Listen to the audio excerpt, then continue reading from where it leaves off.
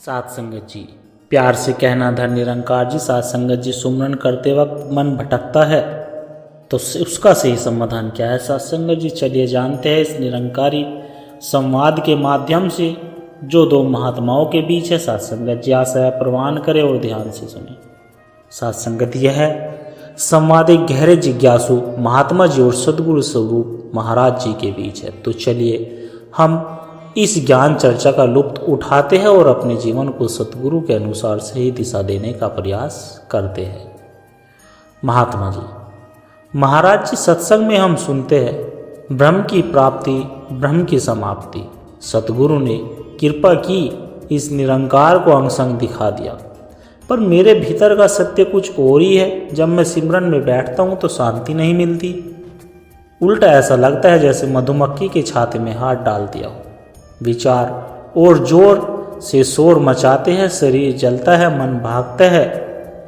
अगर यह ज्ञान अमृत है तो सिमरन के प्याले में यह जहर कहाँ से आ रहा है? क्या सतगुरु ने मुझे अधूरा ज्ञान दिया है या मैं ही अभागा हूँ जो इस नूर को पी नहीं पा रहा हूँ? महात्मा जी, यह जो जलन है, यह जो बेचैनी है, इसका स्वागत करो। इसे अभाग्य मत कहो, यह तो सौभाग्य। मुर्दे कभी बेचैन नहीं होते, पत्थरों के भीतर कभी तूफान नहीं उठता। तुम बेचैन हो, इसका मतलब है तुम्हारी रूह अभी जिंदा है और वह जागने की कोशिश कर रही है। तुम पूछ रहे हो कि शांति क्यों नहीं है? जरा सोचो, जब तुम एक बंद अंधेरे कमरे में जहां बरसों से सफाई नहीं हुई एक दिया जलाते हो तो क्या होता है? क्या दिया जलते ही कमरा साफ हो जाता है? नहीं, दिया जलते ही तुम्हें वहाँ गंदगी, वह जाले, वह धूल दिखाई देने लगती है जो अंधेरे में छिपी हुई थी। सतगुरु ने तुम्हें ब्रह्म ज्ञान का दिया दिया है। इस रोशनी ने को कई नई गंदगी पैदा नहीं की, इसने बस उसे उजागर कर दिया है जो जन्मों जन्मों से तुम्हारे भीतर जमी थी। यह जो शोर तुम सुन रहे हो, यह सिमरन का शोर नहीं है, यह तुम्हारे पुराने संस्कारों का शोर है जो जाने से पहले आखिरी बार चीख रहे हैं। महात्मा जी, हैरानी से महाराज जी, आपकी बातें रोंगटे खड़ी कर रही है। मतलब यह जो उथल पुथल है यह बुरे संकेत नहीं है, परंतु मन मानता नहीं है। वह तर्क करता है, वह कहता है अगर मैं परमात्मा से जुड़ गया तो आनंद बरसना चाहिए था, यह तो अंगारे बरसे है।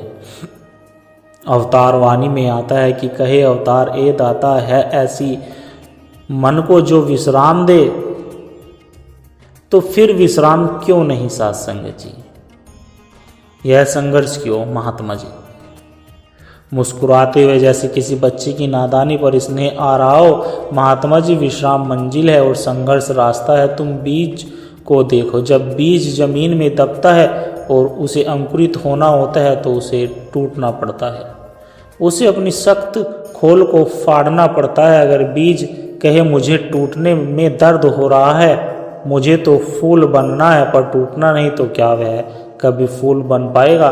सिमरन वह प्रक्रिया है सात संगत जी, जब तुम्हारा अहंकार टूट रहा है, और जब अहंकार टूटता है तो दर्द होता है। तुम जिसे जलन कह रहे हो वह दरअसल तुम्हारी मैं की मृत्यु है। तुम निरंकार में लीन होना चाहते हो पर तुम्हारा मन अपनी गद्दी छोड़ना नहीं चाहता। यह दो राजाओं की लड़ाई है, एक तरफ यह विशाल निरंकार और दूसरी तरफ तुम्हारा छोटा सा मन। घर्षण तो होगा ही। संपूर्ण अवतार वाणी में इशारा है कि जब लग मन है मैला मैला, तब लग इसका रूप ना होए। तुम उस मैलेपन को रगड़ रहे हो। धोबी जब कपड़े को पत्थर पर पटकता है तो कपड़े को चोट लगती है, आवाज़ आती है, पर धोबी कपड़े का दुश्मन नहीं, वह मैल का दुश्मन है। सदगुरु तुम्हारा धोबी और सिमरन वह पत्थर है जिस पर तुम्हारे मन को पटका जा रहा है। सात संगत जी, घबराओ मत, तुम फटोगे नहीं, तुम निखर जाओगे। महात्मा जी, आंखें बंद करके शब्दों को महसूस करते हुए, तुम फटोगे नहीं, निखर जाओगे। महाराज जी, यह आश्वासन बहुत गहरा है, पर एक व्यवहारिक प्रैक्टिकल दिक्कत आती है। जब मैं सिमरन में तू ही निरंकार कहता हूँ तो एक पल के लिए तो सब शून्य हो जाता है, लेकिन अगले ही पल काम, क्रोध, यह किसी पुरानी बेइज्जती का ख्याल आ धमकता है। मैं उसे धक्के मारकर बाहर निकालना चाहता हूँ। मैं लड़ता हूँ उन विचारों से और जितना लड़ता हूँ वे उतना ही हावी होते जाते हैं। इस चक्रव्यूह को कैसे तोड़ूं महाराज जी? यही तुम चूक कर रहे हो। तुम लड़ रहे हो। सुमरन युद्ध नहीं, सुमरन जागरण है। तुम अंधेरे से लाठी लेकर नहीं लड़ सकते। तुम विचारों को धक्के मारकर बाहर नहीं निकाल सकते। तुम जितना दबाओगे स्प्रिंग की तरह वो उतना ही उछलेगा। सतगुरु ने तुम्हें साक्षी भाव का ज्ञान दिया है। तुम्हें लड़ना नहीं है, तुम्हें बस देखना है। जैसे तुम सड़क के किनारे खड़े होकर ट्रैफिक को देखते हो। गाड़ियां आती है जाती है, तुम किसी गाड़ी के पीछे नहीं भागते, ना ही किसी गाड़ी को रोकते हो। सुमरन में बैठो, विचार आ रहे हैं, आने दो। गंदे से गंदा विचार आए, आने दो। बस यह याद रखो, मैं यह विचार नहीं हूँ, मैं इसे देखने वाला दृष्टा हूँ। मैं वह आत्मा हूँ जो इस निरंकार का अंश है। कबीर साहब ने कहा है ना कि चलती चाकी देख के दिया कबीरा रोए, दो पाटन के बीच में साबुत बचाना कोई। मन की चक्की चल रही है, संतो विचार पीस रहे हैं। और कबीर जी आगे कहते हैं कि कीले से जो लगा रहा ताके काल न खाए, जो कीले यानी सेंटर या धूरे से सट गया वह बच गया। सुमरन में विचारों से लड़ो मत, बस इस निरंकार रूपी कील से चिपक जाओ।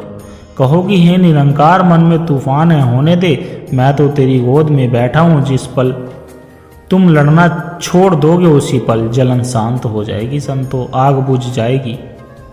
महात्मा जी, कुछ पलों के मौन के बाद महाराज जी, लड़ना छोड़ना ही नहीं तो सबसे कठिन है।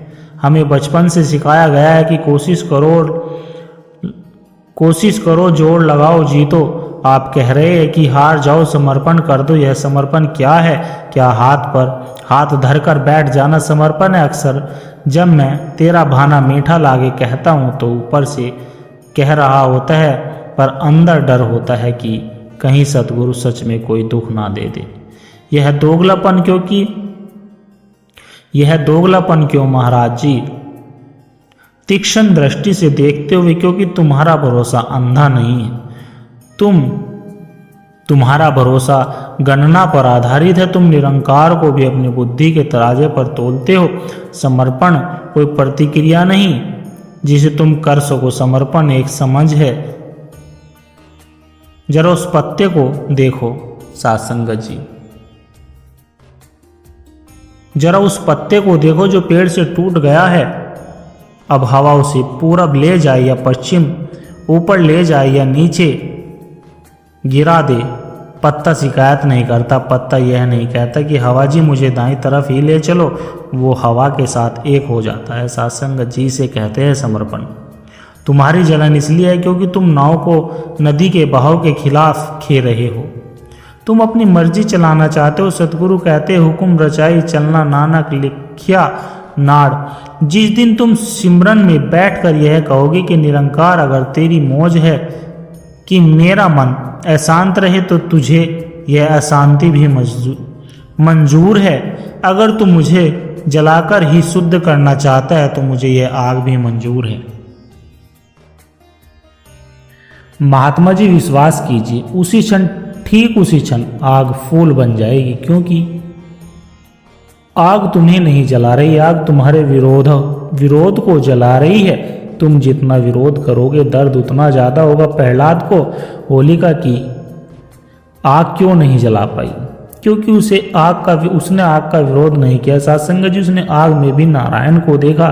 तुम्हें भी अपने विचारों की आग में निकार कर निरंकार को देखना है। महात्मा जी गहरी सोच में डूबते हुए विरोध ही दर्द है। यह सूत्र तो गणित की तरह स्पष्ट है, पर महाराज जी एक डर है। अगर मैं सब कुछ इस पर छोड़ दूं तो क्या मैं आलसी यानी लेजी नहीं हो जाऊंगा? क्या मैं कर्म करना बंद नहीं कर दूंगा? क्योंकि दुनिया कहती है अपना रास्ता खुद बनाओ, और यहाँ हम कह रहे हैं कि सब उस पर छोड़ दो। सिमरन और कर्म का यह संतुलन कैसे साधेगा? कहीं मैं वैराग्य के नाम पर भगोड़ा तो नहीं बन रहा हूं? यही भ्रांति सबसे बड़ी रुकावट है। समर्पण का अर्थ कर्म छोड़ना नहीं है, समर्पण का अर्थ कर्ता भाव छोड़ना है। बांसुरी को देखो, बांसुरी बजती नहीं, बांसुरी बजने देती है। वह अंदर से तो खोपीली होती है, खोखली होती है, इसलिए कृष्ण उसमें से मधुर संगीत पैदा कर पाते। अगर बांसुरी अंदर से भरी होती है तो संगीत नहीं, सिर्फ शोर पैदा होता है। जब तुम सिमरन से जुड़ते हो तो तुम खाली हो जाते हो, और जब तुम खाली होकर दुकान पर जाते हो, दफ्तर जाते हो या घर का काम करते हो तो तुम्हारे हाथ काम करते हैं, पर पीछे शक्ति निरंकार की है। तब तुम्हारे कर्म साधारण नहीं रहते, वे सेवा बन जाते हैं। आज तक तुम काम कर रहे थे इसलिए थक रहे थे, अब तुम यंत्र बनो, इसी यंत्री बनने दो। फिर देखना सिमरन में बैठोगे तो नाश होगा और काम करोगे तो इबादत होगी। महात्मा जी धीमी कम कमाती आवाज में, महाराज जी अभी जब आपने कहा होने दो, एक पल के लिए ऐसा लगा जैसे सिर से पहाड़ उतर गया हो, हल्का महसूस हुआ। परंतु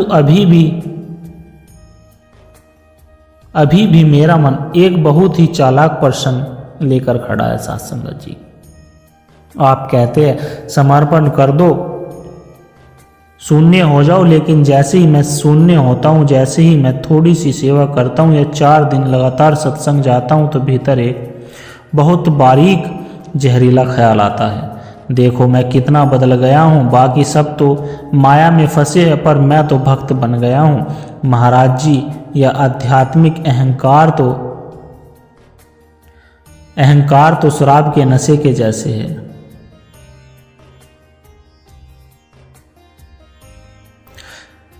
शराब के नशे के जैसे है साथ संगत जी।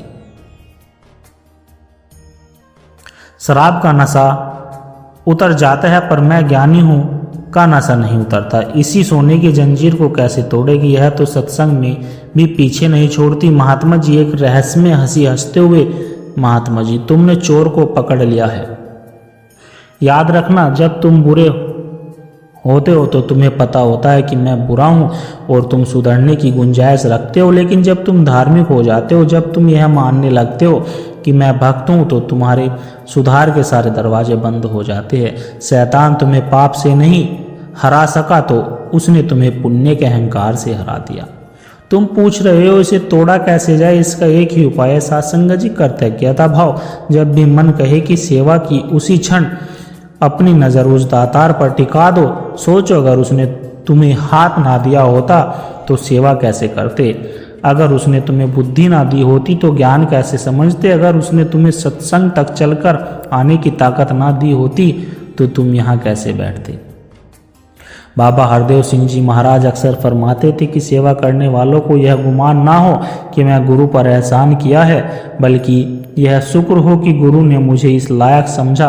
बांसुरी को कभी यह घमंड नहीं था कि मेरा संगीत है। उसे पता था कि जिस पल बजाने वाले कृष्ण या सतगुरु के होठ हटा लिए, वह स्वयं एक सूखी लकड़ी के और कुछ नहीं। अपनी औकात याद रखो, तुम सिमरन नहीं कर रहे हो, सिमरन तुमसे करवाया जा रहा है। जब कर्ता बदल जाए तो अहंकार को खड़े होने की जगह नहीं मिलती। महात्मा जी सिमरन करवाया जा रहा है, यह दृष्टिकोण ही बदल देते हैं सब कुछ। पर महाराज जी अब एक व्यवहारिक उलझन पर आ जाता हूं। एकांत में सत्संग हॉल में यह सब याद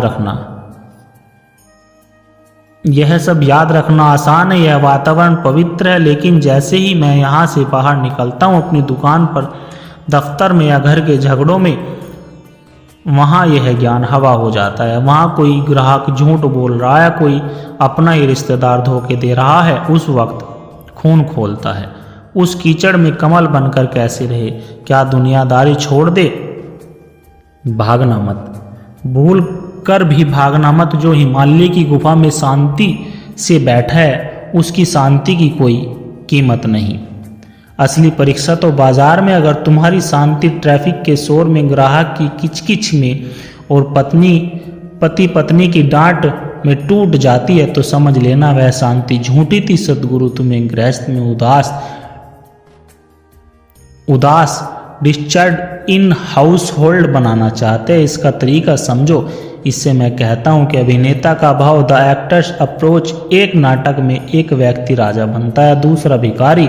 स्टेज पर वे पूरा रोते हैं, हंसते हैं, लड़ते हैं, लेकिन क्या पर्दा गिरने के बाद भिखारी दुखी होता है? क्या राजा को घमंड होता है? नहीं, क्योंकि उन्हें पता है कि यह मेरा असली रूप नहीं है, यह सिर्फ मेरा रोल है। तुम्हें भी यकीन करना है। दुकान पर जाओ, पूरा हिसाब किताब करो, मुनाफा कमाओ, पर अंदर से याद रखो कि मैं एक दुकानदार का रोल कर रहा हूँ। असल में मैं एक आत्मा हूँ। घर में जाओ, बच्चों को डांटो अगर ज़रूरत हो, पर अंदर से जुड़े रहो। ऊपर से व्यवहार करो, भीतर से प्यार रखो। अवतार वाणी की वह पंक्ति याद रखो, साधु रहते जगत में जैसे कमल का फूल। कमल पानी में रहता है, पानी से ही पोषण लेता है, पर पानी की बूंद को खुद पर टिकने नहीं देता। सासंगत जी, तुम्हें दुनिया में रहना है, पर दुनिया को अपने दिमाग में मत रहने देना। अपने अंदर से याद रखो कि मैं एक दुकानदार का रोल कर रहा हूँ। असल फिल्म में मैं आत्मा हूँ। घर में जाओ, बच्चों को डांटो अगर जरूरत हो, तो अंदर से जुड़े रहो। ऊपर से व्यवहार करो,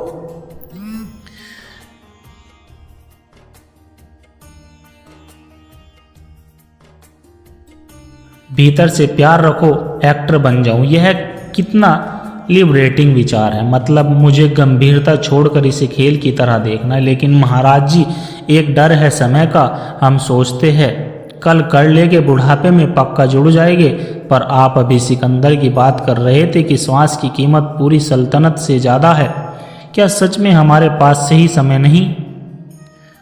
हम इस अर्जेंसी को कैसे महसूस करें?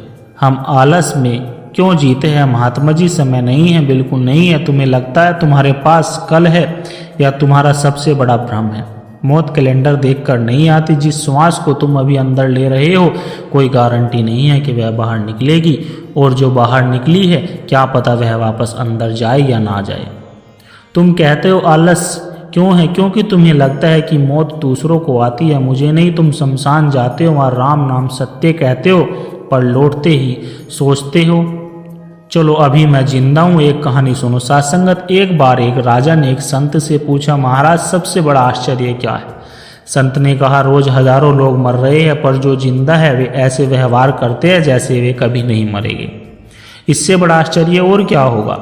अगर तुम्हें भी पता चल जाए कि तुम्हारे पास सिर्फ 10 मिनट है, सिर्फ 10 मिनट, तो क्या तुम मुझसे यह पूछोगे कि सिमरन में मन नहीं लगता? क्या तुम यह सोचोगे कि फलाने ने मेरा अपमान किया था? क्या तुम अपनी तिजोरी में पैसे गिनोगे? नहीं सासंगत जी, तुम्हारी सारी जलन, सारी शिकायतें, सारा अहंकार एक झटके में गिर जाएगा।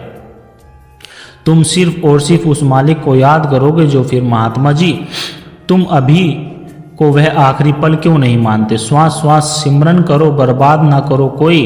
यह चेतावनी नहीं, यह प्रेम का निमंत्रण है। सदगुरु कह रहे हैं, जाग जाओ इससे पहले कि यमराज तुम्हें जगाए। तुम सदगुरु की गोद में जाग जाओ। हर पल को ऐसे जियो जैसे यह आखिरी है। जब दुकान पर बैठे हो तो ऐसे बैठो कि यह आखिरी सौदा है। ईमानदारी से करो। जब बच्चों से मिलो तो ऐसे मिलो शायद कल मौका ना मिले। जी भर के प्यार दो। जब सिमरन में बैठो तो ऐसे बैठो कि बस मैं और तो और कुछ नहीं। महात्मा जी, आज आपने मेरे कल को मार दिया और मुझे आज में खड़ा कर दिया। सारा अहंकार, सारे तर्क पिघल गए। अब कोई प्रश्न नहीं बचा। अब बस एक प्यास बची है, डूब जाने की प्यास। मेरी एक ही अरदास है और सत्संगत के चरणों में भी यही प्रार्थना है कि यह जो समझ आज मिली है यह सिर्फ कानों तक ना रहे, मेरे कानों में उतर जाए, मेरा जीवन ही सिमरन बन जाए। सत्संगत जी, प्यार से कहना, धन निरंकार जी।